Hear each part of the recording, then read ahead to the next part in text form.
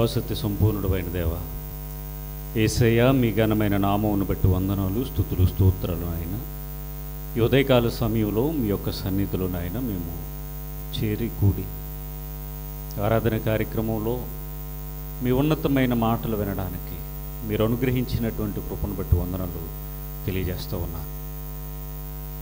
ఆయన మీ యొక్క వాక్యాన్ని మేము ఆలోచిస్తూ ఉన్నప్పుడు ఎన్నో లోతైన విషయాలు మీరు మాకు నేర్పిస్తూ ఉన్నారు. అందరిని బట్టి కృతజ్ఞతాస్తుతులు చెల్లిస్తూ ఉన్నాను. విత్తబడుతున్నటువంటి ప్రతి మాట మా హృదయంలో భద్రము చేసుకుని వాక్యానుసారముగా జీవించే కృపాభాగ్యాన్ని దయచేయమని కోరుతూ ప్రభువు అయిన యేసుక్రీస్తు వారికి ఈ ప్రార్థనా మనవులు మిక్కిలి వినయంతో ప్రార్థించి ప్రతిమలాడి వేడుకొని ఆడుచున్నాను. ఆమేన్. చెరువచ్చిన దేవుని పిల్లలైన మీ అందరికీ ప్రభు యేసుక్రీస్తు వారి ఘనమైన నామమున నా యొక్క శుభములు, వందనములు తెలియజేస్తూ ఉన్నాను. దేవుడు మనలను ప్రేమించి సజీవుల లెక్కలలో ఉంచి ఆరోగ్యమును, ఆయుష్ను ఇచ్చి కృపాకాపుదల అనుగ్రహించి క్షేమముగా మనలను ఉంచుతూ అనే విధానాన్ని బట్టి ఘనుడైన దేవుని నామమునికి మహిమ కలుగునుగాక. ఆమేన్. మత్తయి సువార్త ధ్యానం 14వ అధ్యాయంలో గడిచినటువంటి వారాన ప్రభువారు ఆయన దగ్గరకు వచ్చినటువంటి అనేకులకు ఎన్నో వాక్యాలు చెప్పిన తర్వాత సాయంకాల సమయంలో వారికి భోజనానికి లేట్ అవుతుంది, వారిని భోజనానికి పంపించాలి అని శిష్యులు వచ్చి అడిగినప్పుడు ఆ మీటింగ్ ముగిసిన తర్వాత వాళ్ళకు భోజనం మనమే పెడదామని ప్రభువారు చెప్పడం. మరి మన దగ్గర ఇన్ని వేలాది మంది ప్రజలకు భోజనం పెట్టడానికి ఆహారం లేదు కదని శిష్యులు అడిగితే ఆహారాన్ని కూడా మనమే సిద్ధం చేద్దామని ప్రభువారు పలకడం. ఆ ప్రకారంగానే అక్కడ ఉన్నటువంటి 5 రొట్టెలు 2 చేపలను, పురుషుల సంఖ్య 5,000, అది కాకుండా స్త్రీలు, అది కాకుండా పిల్లలు, ఇంకా అనేక మంది ఉన్నారు. అందరినీ సంతృప్తిగా భోజనం, కంప్లీట్గా కడుపు నిండా భోజనం పెట్టిన తర్వాత ఇంకా 12 గంపలు మిగిలినట్టుగా మనం గడిచినటువంటి వారాన్ని మనం మాట్లాడుకుంటూ ఉన్నాం. అయితే అందులోనే ఒక ఛాలెంజింగ్ విషయాన్ని కూడా నేను మాట్లాడాను. ఈరోజు ఎవరైతే స్వస్థత వరాలు కలిగినటువంటి దైవజనులు ఉన్నారో, లేక ఆయన ప్రార్థన నూనె రాస్తే ఎలాంటి సమస్యలైనా తీరిపోతాయని చెప్పేవారు ఉన్నారో, లేకపోతే ఆయన అరటిపళ్ళు ఇచ్చినా, యాపిల్ పళ్ళు ఇచ్చినా గర్భఫలాలు వస్తాయని నమ్మేవారు ఉన్నారో, దెయ్యాలను వదిలించేటటువంటి భూత వైద్యులు ఉన్నారో, వీళ్ళందరినీ కూడా ఒకటే అడిగా. ఏంటి అడిగింది అంటే, ప్రభువారు చేసినటువంటి మొట్టమొదటి సూచిక క్రియలో నీళ్లను ద్రాక్షారసంగా మార్చారు. ఆయన నీళ్లను ద్రాక్షారసంగా మార్చారు. అదొక్కటి చేయండి, తర్వాత మీరు కరోనాను వదిలిద్దరు కానీ, ఎయిడ్స్ని వదిలిద్దరు కానీ, కుష్టి వ్యాధిని వదిలిద్దరు కానీ, క్యాన్సర్ని వదిలిద్దరు కానీ, తలపోటు జ్వరాన్ని వదిలిద్దరు కానీ, చనిపోయిన వాళ్ళని లేపుదురు కానీ, మీరు మొట్టమొదటిగా చేయాల్సినటువంటి పని ఏంటి, సూచిక్రియ ఏంటి అంటే నీళ్లను ద్రాక్షారసముగా మార్చండి. ఇది మన లైఫ్ టైం ఛాలెంజ్. మళ్ళీ చెప్తున్నా, లైఫ్ టైం ఛాలెంజ్. ఎవడైనా సరే, ఎప్పుడైనా సరే, ఎక్కడైనా సరే లైఫ్ టైం ఛాలెంజ్. ఇది ఒక్కటి చేయండి చాలు, మిగిలిన తర్వాత చేద్దాం మొట్టమొదటిగా. ఇక రెండవది, ఈరోజు పెద్ద పెద్ద చర్చెస్ దగ్గర టీ క్యాంటీన్లు, టిఫిన్ క్యాంటీన్లు, కాఫీ షాపులు, భోజన హోటల్లో ఆ చర్చికి సంబంధించిన వారే ఏర్పాటు చేస్తూ ఉన్నారు. నేను అంటున్నా, పాస్టర్ గారు ప్రార్థన చేస్తే మీకు అన్ని ప్లేట్లోకి అలా వచ్చేస్తాయి. పాస్టర్ గారు ప్రార్థన చేస్తే మీకు అన్ని సమృద్ధి అయిన ఆహారం, మీరు ఏది తినాలంటే అది వస్తుంది, కొనుక్కోకండి. ఇది రెండవ ఛాలెంజ్. ఇక మూడవది ఏంటంటే, అసలు హాస్పిటల్స్ కానీ, అంటే విద్య వైద్య రంగం అనేది అభివృద్ధి చెందడానికి కారణం ఏంటి అంటే, విదేశాల నుండి వచ్చినటువంటి మిషనరీ క్రైస్తవులు, మిషనరీస్ అంటారు క్రైస్తవులు, వీరు డెవలప్ చేశారు. వీరికి మన దేశంలో ఉన్నటువంటి అనేక మంది స్వతంత్ర సమరయోధులు, దేశాన్ని ప్రేమించేటటువంటి వారు అనేక మంది సపోర్ట్ చేశారు.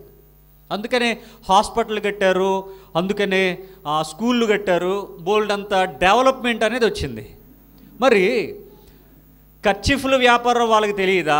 కొబ్బరి నూనెల వ్యాపారం వాళ్ళకి తెలియదా? హాస్పిటల్ ఎందుకు నిర్మించారు? చాలామంది ఇప్పటికీ అంబాజీపేట వెళ్ళి కంటి ఆసుపత్రికి వెళ్ళి కళ్ళకు ఆపరేషన్ చేయించుకుంటారు, క్యాంపులు వేస్తారు వాళ్ళు. అది ఎవరిది? మిస్సమ్మ ఆసుపత్రి అంటారు. ఎవరా మిస్సమ్మ అంటే? అమ్మగారులు అంటారు. ఇంగ్లాండ్ నుండి వచ్చారు వారు, అందులో పుట్టిన పిల్లలు కూడా ఉన్నారు కదా. తక్కువ ఖర్చుతో మంచి వైద్యాన్ని అందించినటువంటి మిషనరీ హాస్పిటల్స్ ఉన్నాయి. ఎందుకు పెట్టారు వాళ్ళు? ప్రార్థన చేస్తే పోలా? కొబ్బరి నూనె రాతే అవదా? వాళ్ళకి తెలియక పౌలు గారు కూడా తన ప్రియ శిష్యుడిగా ఉన్నటువంటి తిమోతి గారు కడుపు నొప్పి వచ్చి గెలగెల కొట్టుకుంటుంటే ఒక కర్చీఫ్కి ప్రార్థన చేసి కర్చీఫ్ పట్టుకెళ్ళి పొట్ట మీద పెట్టండి రా, నొప్పి తగ్గిపోద్దని చెప్పలా, వైద్యం చేయించుకోమని చెప్పాడు. కాబట్టి ఈ మూడు స్వీకరించి దమ్మున్నోడు ఎవడైనా సరే క్రైస్తవులుగా నిలవబడి ఇవి చేస్తే అప్పుడు వాళ్ళని వెంబడించవచ్చు మనం. ఈరోజు అనేక మంది అడిగే ప్రశ్నలు కూడా అవే. ఎందుకు మీరు వైద్యం చేయించుకుంటున్నారు? ఈ స్వస్థతావరాలు కలిగినటువంటి దైవజనులు ఎంత హాస్యాస్పదం అంటే, ఈడేమో కళ్ళజోడెట్టుకుంటాడు, ఈడేమో స్వస్థతావరం కలిగిన దైవజనుడు. అదేంటి కళ్ళజోడు ఎందుకు పెట్టుకుంటారండి? ఐసైట్ అంటే కళ్ళకు సంబంధించినటువంటి, కంటి చూపుకు సంబంధించినటువంటి సమస్య సైట్. ఐసైట్కి సంబంధించి వీడు స్పెడ్స్ వాడుతున్నాడు, కళ్ళజోడు పెట్టుకుంటున్నాడు. లేకపోతే హెడేక్, మైగ్రేన్ హెడేక్, ఈ తలపోటుకు సంబంధించి కళ్ళజోడు వాడుతూ ఉన్నాడు. మరి అదేంటి అంటే, ఒక ఆయన ప్రార్థన చేస్తాట, జుట్టు ఓరికి మొలిచిపోతుందట. ఎలా మొలిచిపోద్ది? ఆయన ఇతరం లేని మొలిచిపోవడానికి ఓరికి మొలిచిపోతుందట. ఆయన ప్రార్థన చేసి నూనె రాసుకున్నా ఒట్టలేదండి ఇంకా అని చెప్తుంది ఆవిడ. ఉన్నాయి మన దగ్గర వీడియోలు. ఒట్టలేదండి ఇంకా పెరిగిపోతూనే ఉంది అని చెప్తుంది. ఇంతకీ విచిత్రం ఏంటంటే, ఆ ప్రార్థన చేసిన ఆయనేమో గుండు బాస్,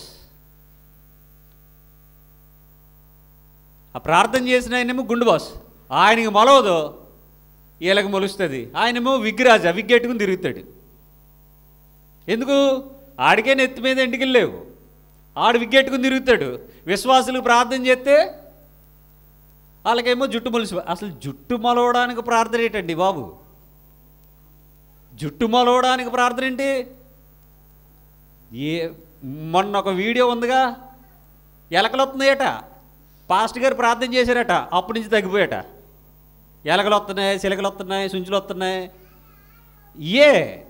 క్రిస్టియానిటీలో ఉన్నటువంటి సాక్ష్యాలు ఏంటి? ఇవే. హాస్యాస్పదం కదండి. ఎందుకు అంటే, గొర్రె కషాయవాడు నమ్ముతుంది అని ఒక సామెత లోకంలో ఉంది. అందుకని చాలామంది ఎవరు మీరు గొర్రెలరా, మీకు ఏది బుర్ర పని చేయక మీ పాస్ట్ ఏది చెప్తే అది నమ్ముతారని తిట్టేవాళ్ళు కూడా ఉన్నారు. ఎందుకంటే ఏది చెప్తే అది నమ్మకూడదు, ప్రశ్నించాలి, అడగాలి, రుజువులు వెతకాలి, సత్యమా కాదా అని బేరుజు వేసుకోవాలి. గుడ్డిగా వెంబడించకూడదు. ఇది భక్తి జీవితం. గుడ్డిగా ఎందుకు వెంబడించాలి? సత్యం అనే కొలమానంలో లోపం తక్కువ అని మనకు అనిపిస్తే దానికి మనం దూరంగా ఉండాలి. లేకపోతే ఒకానొక రోజున ఏమండి పనిష్మెంట్ ఉందని దేవుడు సెలవిచ్చాడు. ఇది గడిచినటువంటి వారాన చెప్పినటువంటి వివరణ. ఇక ఈ వారం మన ప్రయాణం వచనం 22. వెంటనే ఆ జన సమూహములను తాను పంపివేయునంతలో తన శిష్యులు దోణి ఎక్కి తనకంటే ముందుగా అద్దరికి వెళ్ళవలెనని ఆయన వారిని బలవంతము చేసాను. జాగ్రత్తగా ఆలోచిద్దాం. వెంటనే ఆ జన సమూహములను తాను పంపివేయినంతలో, జన సమూహాలు ఉన్నాయట అక్కడ. ఉన్నారా లేరా? ఉన్నారు. బాగా తిన్నారుగా. 5,000 మంది పురుషులు తిన్నారు, వారి భార్య బిడ్డలు తిన్నారు. మొత్తం వీళ్ళందరూ సుమారుగా ఒక 20,000 అనుకుందాం. అంటే మళ్ళీ 20,000కి రెఫరెన్స్ అడగండి, చెప్తున్నంతే క్యాజువల్గా. అంటే అంతమంది తినగా 12 గంపలు కూడా ఎత్తారట. అంటే ఇంకా మిగిలింది, ఫుడ్ మిగిలింది, అంత ఫుడ్ మిగిలింది ఇంకా. అంటే ఇంతమంది సమృద్ధిగా భోజనం చేశారు. ఇప్పుడు వీళ్ళు ఎంతమంది తిన్న తర్వాత మరి తినేసింది, మీటింగ్ అయిపోయింది, ఈటింగ్ అయిపోయింది. తర్వాత ఎక్కడికి వెళ్ళాలి? స్లీపింగ్కి వెళ్ళాలి. స్లీపింగ్ ఎక్కడ? ఎవరి పడక వాళ్ళదే, ఎవరింటి దగ్గర వాళ్ళే, అంతే కదా. మనం మీటింగ్ అవ్వకుండానే వెళ్ళిపోతాం కదా, మనం మీటింగ్ అవ్వకుండానే వెళ్ళిపోతాం. ఇక్కడ అలా వెళ్ళలేదులేండి. మీటింగ్ అయింది, తర్వాత ఈటింగ్ అయింది. మన రివర్స్, ముందు ఈటింగ్ తర్వాతే మీటింగ్. ఇక్కడ అవును, నేను ఎప్పటి నుంచో మొత్తుకునేది అదే. మన దగ్గర రూల్ ఏంటి? ముందు సమృద్ధిగా తినేయాలి, దేహాన్ని పడుకోబెట్టేయాలి. ప్రభువారు దీనికి రివర్స్, ముందు ఆత్మకు అవసరమైనటువంటి జీవాహారాన్ని, జీవజలాన్ని, జీవవాక్యాన్ని సమృద్ధిగా అందించాలి. ఆ తర్వాత శరీరానికి అవసరమైన ఆహారాన్ని పెట్టి పంపించాలి. ఇది ప్రభువారు నేర్పింది. నేను అదే చెప్పా. కాకపోతే మనకు నచ్చదుగా, మనకు నచ్చవన్నీ. అవునండి, మనకు ముందేమో ఈటింగ్ అయితే స్లీపింగ్. మరి మీటింగ్ ఏది? మీటింగ్ లేదుగా, మీటింగ్ స్కిప్ అయిపోయింది. ఇక్కడ ప్రభువారు ముందు మీటింగే, ఆ తర్వాతే ఈటింగ్. ఆ తర్వాత మరి ఈటింగ్ అయిన తర్వాత ఎవరైనా వారి ఇంటికి వాళ్ళు వెళ్ళిపోవాలి కాబట్టి ఈ జన సమూహాలను పంపేయాలనుకున్నాడు. అంటే వెళ్ళిపోమని చెప్తా, అయిపోయింది సెలవు, వందనాలు చెప్పేసుకోవడం, ఎవరింటికి వాళ్ళు వెళ్ళిపోవడం. ఈ లోపులోనే అంతలో ఏంటి, తన శిష్యులు దూరం ఎక్కి తనకంటే ముందుగా అద్దరికి వెళ్ళవలెనని ఆయన వారిని బలవంతం చేశారు. ప్రభువారి శిష్యులు ఎప్పుడు కూడా ఆయనతోనే, ఆయన నడిస్తే నడుస్తారు, ఆగితే ఆగుతారు, కూర్చుంటే కూర్చుంటారు. ఆయన ఏం చెప్తే వీళ్ళు అదే చేస్తారు. ఆయన ఫాలో అవుతూ ఉన్నారుగా. ఆయన వదిలి వెళ్ళడానికి వాళ్ళకి ఇష్టం ఉండదు. ఒక మాటలో చెప్పాలంటే ఆయనతోనే తిరుగుతారు. ఇప్పుడు ప్రభువారు ఏం చేస్తున్నారంటే, నాయన వీళ్ళందరూ ఎలాగో వారి ఇళ్ళకి వెళ్ళిపోతున్నారు కాబట్టి మీరేం చేయాలంటే, ఈ ప్రజల కంటే ముందు, నాకంటే ముందు మీరు ఇక్కడి నుండి బయలుదేరి అద్దరికి వెళ్ళిపోండి, అద్దరికి, అవతల దరికి, అవతల వైపుకి వెళ్ళిపోండి అని చెప్పారట. మరి మీరు ప్రభువా, నాకు కొంచెం పని ఉంది, నేను వస్తానులే, మీరు పదండి. వీళ్ళందరూ ఉన్నారు కదా, వీళ్ళు కొంచెం వెళ్ళిన తర్వాత, లేదు ముందు మీరు వెళ్ళండి, ముందు మీరు వెళ్ళిపోండి. మీతో పాటుగా వాళ్ళు వస్తారు, వాళ్ళు వెళ్ళిపోతారు. వాళ్ళ దారి వేరే, మీ దారి వేరే, వెళ్ళిపోండి. అర్జెంటుగా మీరు ఇక్కడ ఖాళీ చేసి వెళ్ళిపోండి. మీరు వెళ్ళిపోండి, నేను వెనకాల వస్తా. మరి ఎవరో ఉండొద్దా? అసలు ఎవరో ఉండొద్దు, నన్ను ఒంటరి వదిలేయండి, మీరు వెళ్ళిపోండి. మీకంటే వాళ్ళ దారిని వాళ్ళు అలా వెళ్ళిపోతారు, మీరు కూడా వెళ్ళిపోండి, అద్దరికి వెళ్ళండి, నాకంటే ముందుగా వెళ్ళండి, నేను వచ్చి మీతో జాయిన్ అవుతా, నేను వస్తా, మీరు వెళ్ళిపోండి, నేను ఇక్కడ ఉంటా, కాసేపు ఉంటా, నేను వస్తా, మీరు వెళ్ళండి అని చెప్పారు. ఈ ప్రజలు వాళ్ళ దారి వారు వెళ్ళిపోతున్నారు. ఈ శిష్యులు వీళ్ళ ప్రయాణం మొదలుపెట్టారు. అదే ఉంది ఇక్కడ. ఏమండి, అంతలో తాను పంపివేయినంతలో తన శిష్యులు దోణి ఎక్కి తనకంటే ముందుగా అద్దరికి వెళ్ళవలెనని ఆయన వారిని బలవంతము చేసెను. ఎందుకు బలవంతం చేయాలి? బలవంతం ఎందుకు చేయాలి? వాళ్ళు వెళ్ళడానికి ఇష్టపడడం లేదు. యేసు ప్రభువును వదిలి వాళ్ళు ముందుకు వెళ్ళడానికి ఇష్టపడడం లేదు, అందుకని బలవంతం చేస్తున్నారట. ఏమండి, చాలామందికి బలవంతంగానే దేవుని దగ్గరకు వస్తారు. బలవంతంగా ఎంతకాలం మనం దేవుని దగ్గరికి నడిపించగలం? అది అవదు కదా. బలవంతంగా అంటే అది కొద్ది రోజులు మాత్రమే, కొంతకాలం మాత్రమే. మనకు సామెత ఉంది, గుర్రన్నట ఏం చేస్తారు? గుర్రాన్ని చెరువు వరకు తీసుకెళ్తారట బలవంతంగా. నీళ్లు తాగకపోవడం ఎవరిష్టం?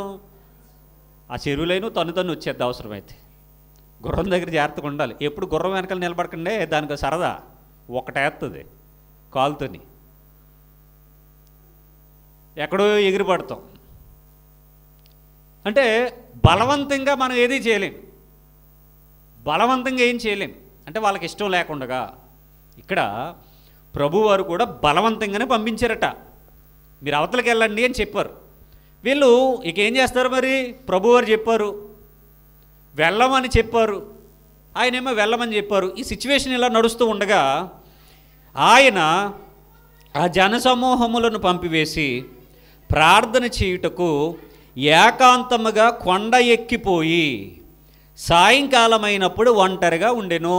ఇదంతా ఈవినింగ్ జరుగుతున్నటువంటి సిచ్యువేషన్. అందుకే కదా శిష్యులు అడిగారు, ప్రొద్దు గుంకుతుంది, జనులు ఆహారం కొనుక్కోవడానికి పంపించేద్దాం అని ముందే అడిగారు కదా. మనకంటే ఇప్పుడు అర్ధరాత్రి 11 గంటలకి 12 గంటలకి తినడం అలవాటు అయిపోయింది కదా. కొన్ని ఊర్లో సాయంకాలం 6, 7 అయ్యేటప్పటికి తినేసి లైట్లు కట్టేసి పడుకుంటారు. అసలు ఆ ఊరంతా చీకటైపోద్ది. ఎవరున్నారో ఎవరు లేరు, ఊర్లో ఉన్నారో లేదో ఇంకేం తెలియదుక. అది పూర్వపు దినాల్లో అర్ధరాత్రి వరకు దీపాలు అట్టుకుని తిరగడాలు ఏమీ లేవు. ఈవినింగ్ అయ్యేసరికి తినేయాలి, బొజ్జోవాలి అంతే. అది ఆరోగ్యానికి మంచిది. ఇప్పుడు అన్నీ ఆరోగ్యానికి చెడ్డవే చేస్తాం మనం అన్నీ కదా. అప్పుడు నైట్ మీటింగులు లేవు, ఇప్పుడు ఓన్లీ నైటే మీటింగ్, డే మీటింగ్ లేవు ఇప్పుడు కదా. అప్పుడు నైట్ డ్యూటీలు లేవు, ఇప్పుడు అన్నీ నైట్ డ్యూటీలే. ఇలాగ మొత్తానికి రివర్స్ అయిపోయింది కదా. ఆ సాయంకాలం వాళ్ళకు భోజనం పెట్టారు, చీకటి అయిపోతూ ఉంది, జనాలు ఇంటికి పంపించేయాలి. సరే, ప్రభువారు వారిని అంటే శిష్యులు బలవంతం చేసి అవతలకి వెళ్ళమని పంపించారు. జనాలు కూడా ఇంకెవరి దారాలను చూసుకున్నారు. ఇప్పుడు ఈయన ఆ జనసమూహాలను పంపివేసిన తర్వాత ప్రార్థన చేయుటకు ఏకాంతముగా కొండెక్కాడట. నాకు తెలియ అడుగుతాను, కొండెక్కి ప్రార్థన చేస్తాను కానీ దేవుడు విండా ఏంటి? కొంతమంది ఉన్నారులేండి, ఇయే పట్టుకున్నారు. యేసు ప్రభు ప్రార్థన ఎవరో చేశారో చెప్పు, నీకు బుర్ర ఉంటే అర్థమవుద్ది, ఇంకేం చెప్పాలి? అరే నాయన 1200 వీడియోలు ఉన్నాయి చూడరా అంటే నీకు ఓపిక లేదు, కానీ కొండ ఎందుకు ఎక్కాడు, ప్రార్థన ఎవరికి చేశాడు, ఇది చెప్పాలి వీళ్ళకి కదా. అన్నీ మాట్లాడాం, నీకు ఓపిక ఉండి వెతుక్కుని వినాలి. వెతికితే దొరుకుతాడు కదా ఆయన. నీకు ఓపిక ఉండి వెతుక్కుని వినాలి.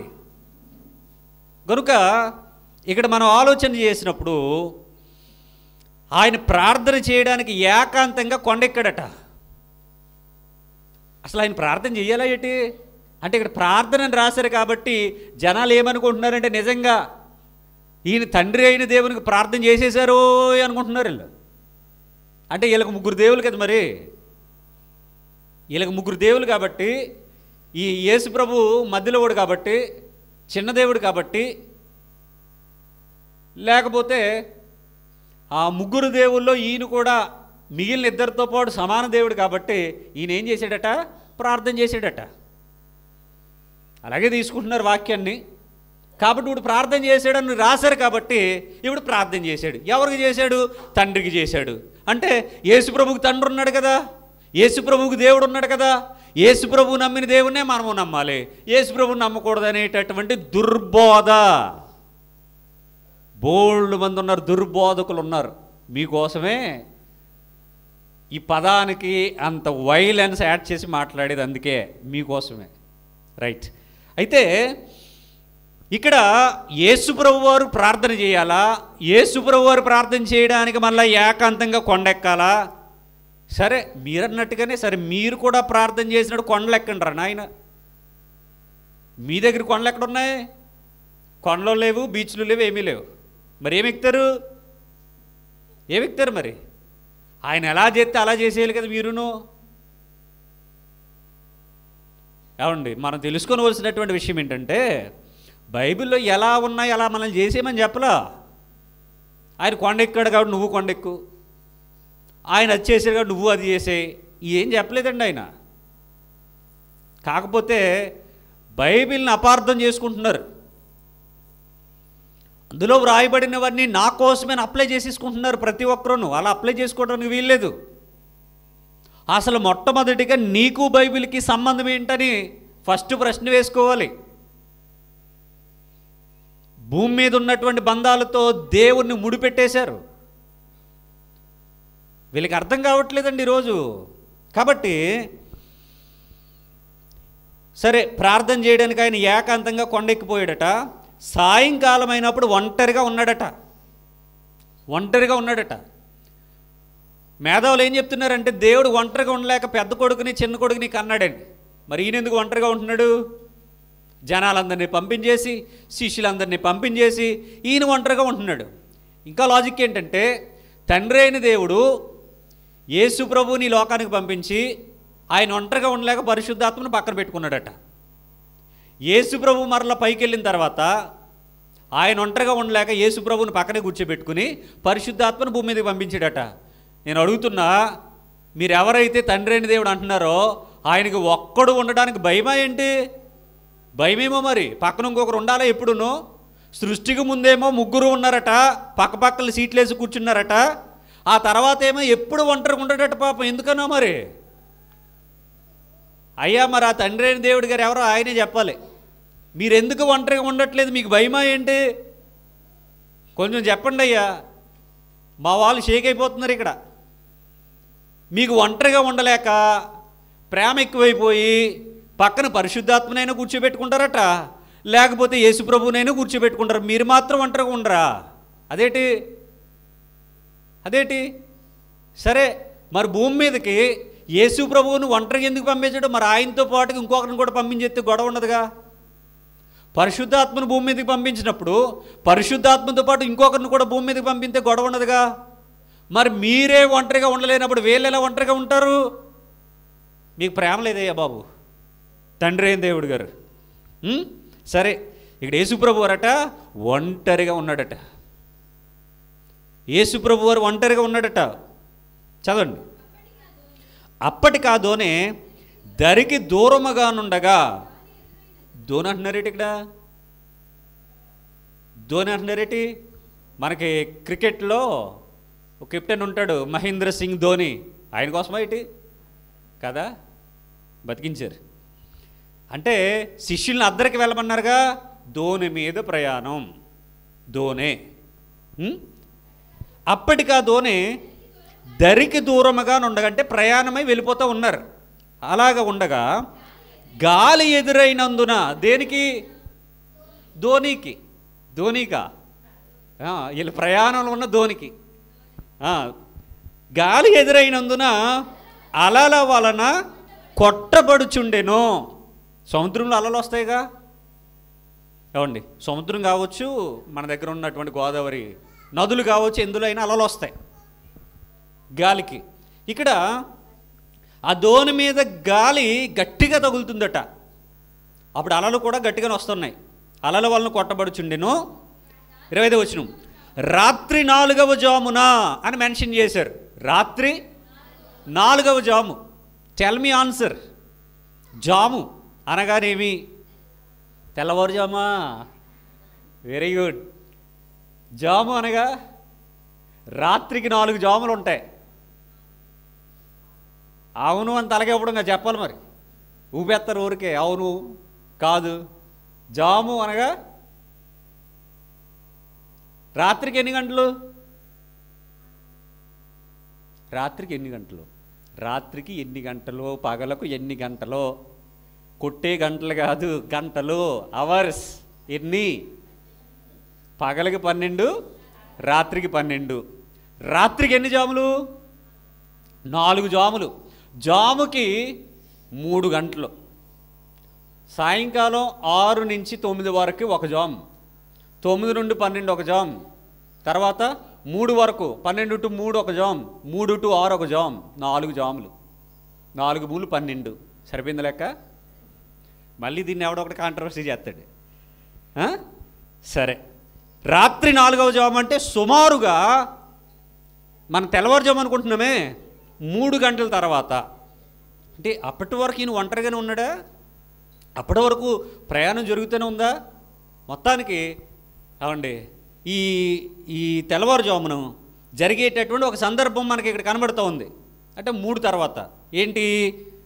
రాత్రి 4వ జామున ఆయన సముద్రము మీద నడుచుచు వారి యొద్దకు వచ్చాను.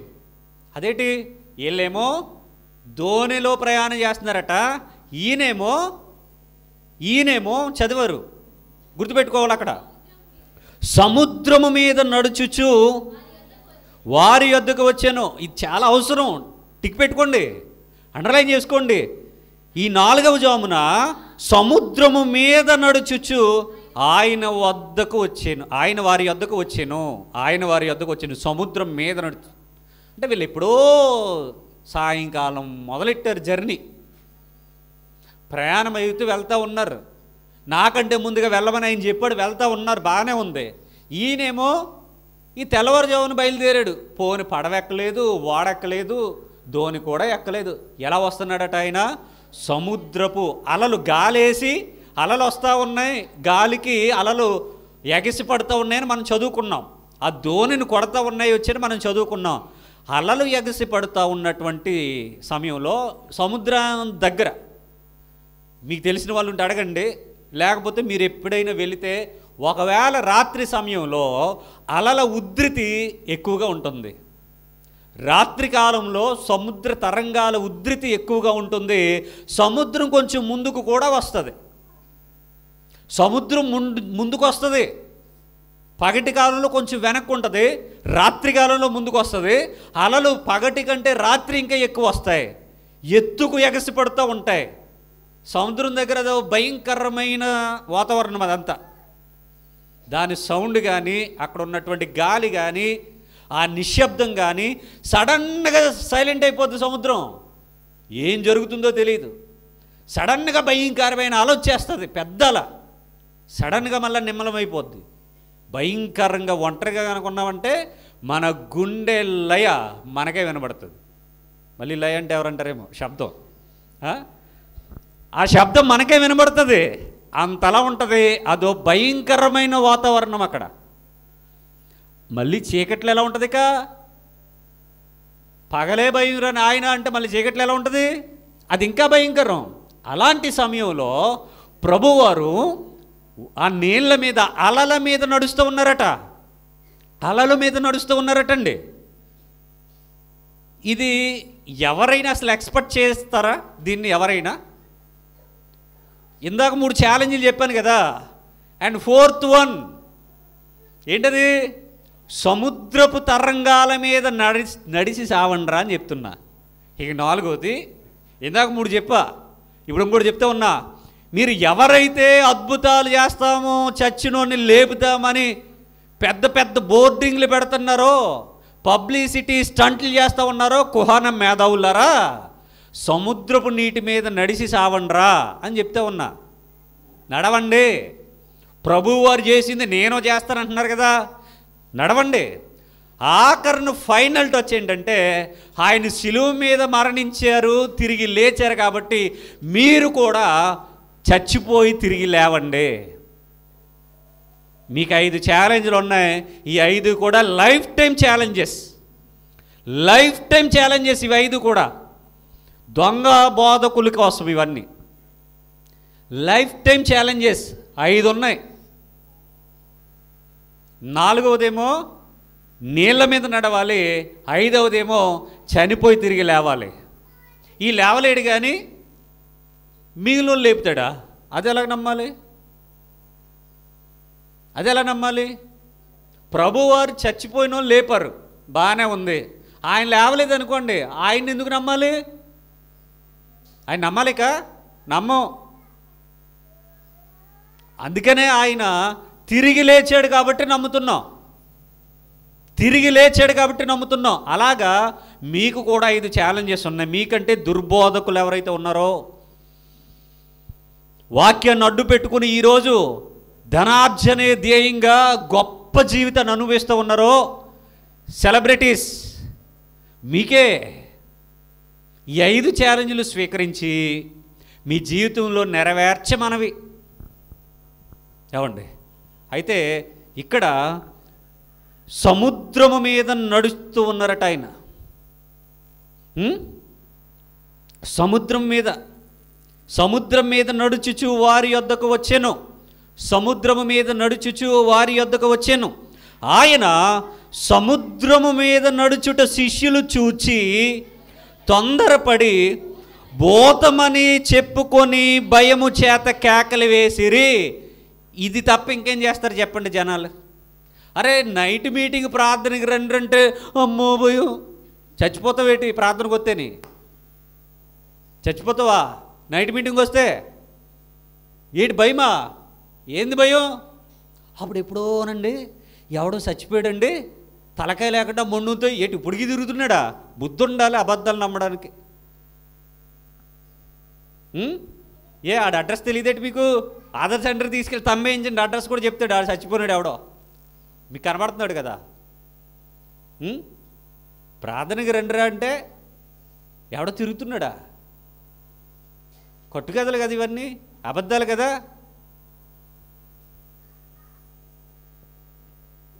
మనిషి ఏమండి ఏదో ఒక జాడ్యంతోనే బతుకుతూ ఉంటాడు.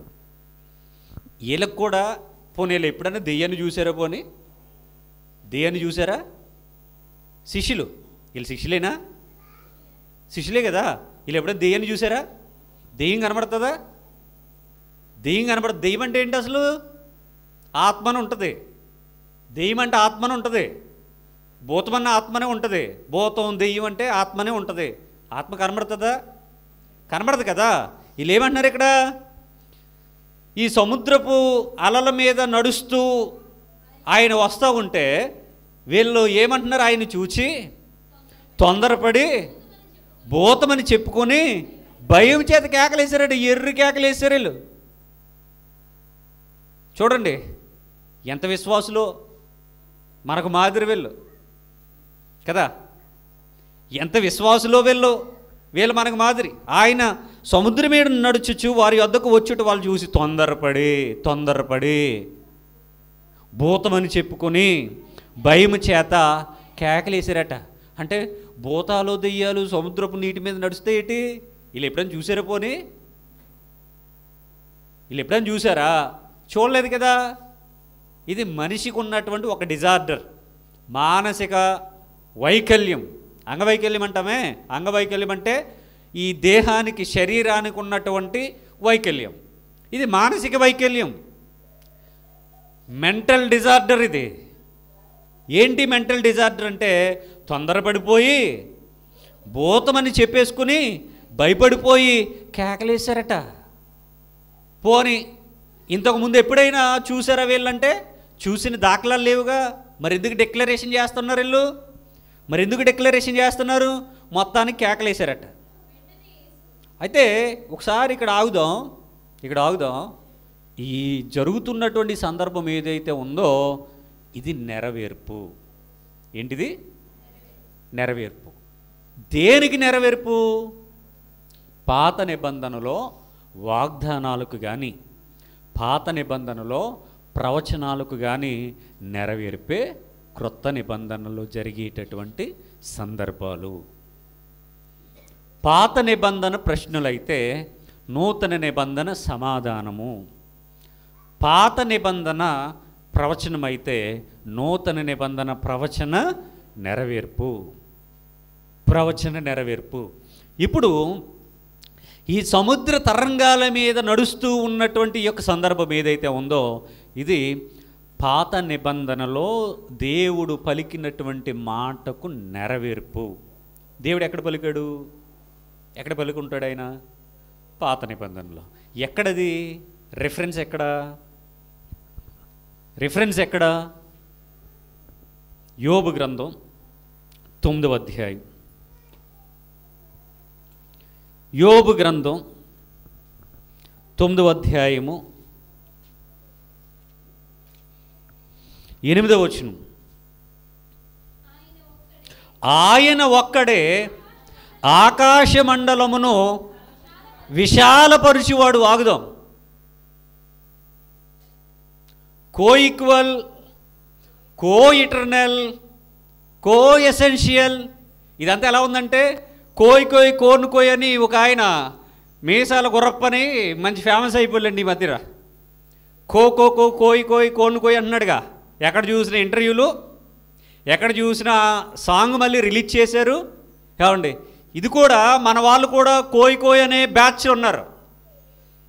ఈ కోయ్ అనేటటువంటి బ్యాచ్కి ఏమండి ఇక్కడ దేవుడు చెప్తున్నటువంటి సమాధానం ఏంటంటే ఆయన ఒక్కడే. కోకో లేదిక, కోకో తోటలేమి లేవిక, కోకో కోలా గురించి చెప్పట్లేదు ఆయన. ఇక ఏంటి? కో ఇటర్నల్ అంటలేదు ఆయన, కో ఈక్వల్ అనలేదు. ఏమండి ఇక్కడ ఒక్కడే, ఆయన ఒక్కడే. ముగ్గురు కలిసి, ముగ్గురు మాట్లాడుకుని ఒకరు ప్లానింగ్ ఇచ్చారు, ఒకరేమో కాంట్రాక్ట్ తీసుకున్నారు, ఒకరేమో పని చేశారు. ఒక బిల్డింగ్ యజమాని ప్లాన్ పట్టుకుని వస్తే మిగిలినటువంటి ఒక కాంట్రాక్టర్కి ఇస్తే ఆ కాంట్రాక్టర్ పనివారిని పెట్టి ఏ విధంగా అయితే బిల్డింగ్ కన్స్ట్రక్షన్ కంప్లీట్ చేస్తారో అలాగంటున్నారే. మీ ఎగ్జాంపుల్స్ పట్టుకెళ్ళి లోపలిట్టుకోండి. ఇక్కడ ఆయన ఒక్కడే, ముగ్గురు కలిసి కాదు. కోకోలు లేవిక, కోనుగోయడ లేవిక, ఆయన ఒక్కడే. ఆకాశ మండలమును విశాలపరిచేవాడు. వారు కాదు, ముగ్గురు కాదు, ఆయన ఒక్కడే. ఆకాశ మండలమును విశాలపరిచేవాడు. సముద్ర తరంగముల మీద ఆయన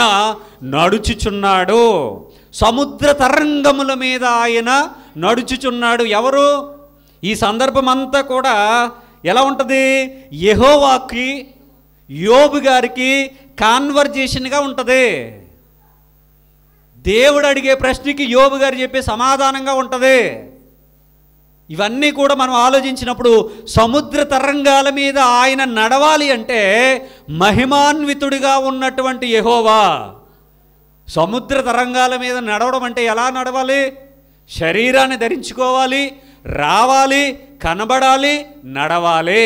అలాగ నడిచినటువంటి సందర్భమే ఇక్కడ మనం చూస్తూ ఉన్నాం మత్తయి సువార్త 14వ అధ్యాయంలో. అంటే నేనే సృష్టికర్తను అని చెప్పడానికి జరుగుతున్నటువంటి సందర్భం పాత నిబంధనలో ఉన్నటువంటి ఆ వాక్యానికి ఇక్కడ నెరవేర్పుగా జరుగుతుంది తప్ప అక్కడ తండ్రి చెప్పాడండి, ఇక్కడ కుమారుడు వచ్చి జరిగించాడంటే అది అబద్ధం. ఎవరి విషయంలో ప్రమాణం ఉందో, ఎవరి విషయంలో వాగ్దానం ఉందో, ఎవరి విషయంలో ప్రవచనం ఉందో వారి విషయంలోనే ప్రవచనం నెరవేర్పు జరగాలి. కన్యక గర్భవతి కుమారుని కనాలంటే కన్యకే కనాలి. ఏ ప్రవచనం ఎవరి విషయంలో అయితే వాళ్ళ విషయంలోనే జరగాలి. ఇంకొకరు వచ్చి జరిగిస్తే అది ప్రవచనానికి నెరవేర్పు కాదది. ఆయన ఒక్కడే ఆకాశ మండలమును విశాలపరచువాడు. ఆయన సముద్ర తరంగముల మీద నడుచుచున్నాడు. ఎక్కడ నడిచాడు అంటే ఇదిగో ఇక్కడ. అంటే నేనే సృష్టికర్తను, ఆకాశాన్ని కలిగించిన వాడును నేనే, సముద్రాన్ని అందులో సమస్తాన్ని కలిగించిన వాడుని నేనే అని చెప్పడంలో ప్రభు అయిన యేసుక్రీస్తు వారు ఇక్కడ చెప్పకనే చెప్తా ఉన్నారు. ఏమని అంటే ఇదిగో ఆయన సముద్రము మీద నడుచుచు వారి యొద్దకు వచ్చెను. సముద్రము మీద నడుచుచు వారి యొద్దకు వచ్చెను అంటే ఆ వాక్యానికి నెరవేర్పు ఇక్కడ జరుగుతూ ఉందని మనం అర్థం చేసుకోవాలి. ఆ వాక్యానికి నెరవేర్పు ఇక్కడ జరుగుతూ ఉంది. ఏమండి, దీన్ని అర్థం చేసుకోకపోతే భక్తి జీవితాలు వ్యర్థం. మనకి ఇన్స్పిరేషన్గా, మోటివేషన్గా అనేక మంది రకరకాల కథలు అల్లొచ్చు, వినడానికి వినసొంపుగా ఉండొచ్చు. వాటిని కల్పన కథలు అన్నారు, తత్వజ్ఞానం అన్నారు. అది నిన్ను పరలోకానికి నడిపిస్తుందా లేదా? చెప్పేవాడు ఎంత గొప్పోడని చూడొద్దు, చెప్పబడుతుంది సత్యమా కాదా, ఆ వాక్యం నిన్ను పరలోకానికి నడిపిస్తుందా లేదా అనేది నువ్వు గ్రహించాలి. అదే ఇక్కడ జరుగుతూ ఉంది. ఆయన సముద్రము మీద నడుచుట శిష్యులు చూచి తొందరపడి భూతమని చెప్పుకొని భయము చేత కేకలు వేసేను. 26వ వచనం పెట్టుకోండి. మిగిలినటువంటి సందర్భాలు వచ్చే వారాన్ని మాట్లాడదాం. ప్రార్థన చేసుకుందాం. సర్వోన్నతుడువు మహోన్నతుడు అయిన దేవా, యేసయ్యా, మీ ఘనమైన నామమును బట్టి వందనాలు, స్తుతులు, స్తోత్రాలు తెలియజేస్తున్నాను. సృష్టికర్తలు ఒక్కరా, ఇద్దరా, ముగ్గురా? దేవుడు ఒక్కరా, ఇద్దరా, ముగ్గురా? లోతైన విషయాలు మీరు ప్రారంభం నుండి నాయన తెలియచేస్తూనే వచ్చారు. కాలాన్ని బట్టి, సమయాన్ని బట్టి నాయన అనేక మార్లు మీరు మనుష్యులకు కనబరుచుకుంటూనే ఉన్నారు. కాకపోతే గ్రహించలేకపోతూ ఉన్నాం నాయన. అయితే ఈ ఉదయకాలం ముందు మీ సన్నిధిలో మీరు మాకు బయలుపరిచినటువంటి విధానాన్ని బట్టి కృతజ్ఞతాస్తుతులు చెల్లిస్తూ ఉన్నాను. వాక్యమును బట్టి, సారాన్ని బట్టి, భావాన్ని గ్రహించి మీకు ఇష్టలుగా బ్రతికే భాగ్యాన్ని దయచేయమని కోరుతూ ప్రభువు అయిన యేసుక్రీస్తు వారికే ఈ ప్రార్థన మనవులు మిక్కిలి వినయంతో ప్రార్థించి సమర్పించి వేడుకొని ఆడుచున్నాను. ఆమేన్.